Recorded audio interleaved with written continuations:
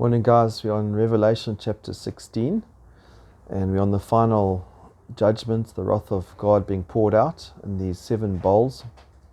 And it says in verse 1, "Then I heard a loud voice from the temple saying to the 7 angels, Go and pour out on earth the 7 bowls of the wrath of God." And so these are the final judgments that are going to get poured out on those that have served Satan, worshipped the image, received the mark of the beast, and bought into the lie and the system of the day.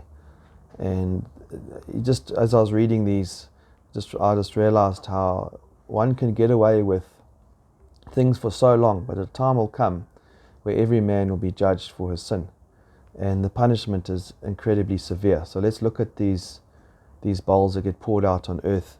So the first angel went and poured out his bowl on the earth, and it became a loathsome and malignant sore on the people who had the mark of the beast and who worshipped his image.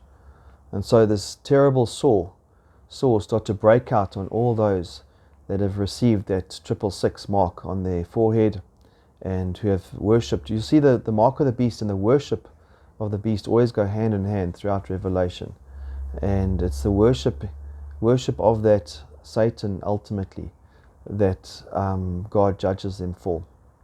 And these sores are terrible because they don't actually kill these people. It's just a painful pussy sore, often referred to. These are very similar plagues or judgments to what happened in Egypt when Moses, those 10 plagues that came in Egypt against the Egyptians who wouldn't let the Israelites go. But these are far more severe. Those were localized. This is the whole earth, every single person. And remember, you either received the mark and became part of the system of buying and selling and living and carrying on, or you rejected it. And so it's either you in Jesus or you in Satan, and one of the two. And so here, most of the world, and every single person in the world who received it, will get these horrible sores and be in absolute pain, and this pain would go on. And it goes on to say, the second angel poured out his bowl into the sea, and it became blood like that of a dead man, and every living thing in the sea died. Now, if you remember back, already a third of the sea had turned into blood, and a third of the creatures had died. But now we have the whole sea turning into blood, and every single creature dying. So you can imagine at the moment, the world is, people are trying to preserve the dolphins and the whales and all that, but every single creature in the sea, even at the bottom of the ocean, dies. You can imagine the stench and just the rotting and the smell.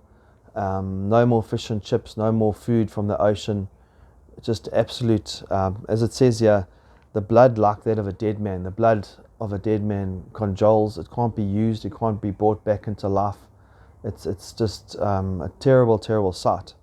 And so now a whole of the sea is destroyed in that sense.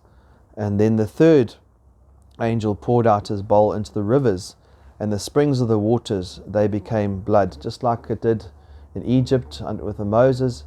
But again, this is the whole world, and the waters turning into blood again. So there's not much water. That is no water now to clean the wounds, as they're in absolute pain and misery, and now their water supply is gone.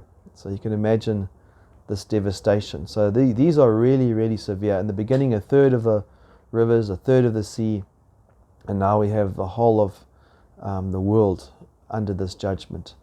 And it's a terrifying place to be, and it should shake us as we consider which side of the fence are we. Are we in Jesus, secured in Him, or have we handed ourselves over to a system that has deceived us and made us buy into that mark? And so the mark is coming, and we just need to be aware and make sure that we believe in Jesus. Trust you have a wonderful day.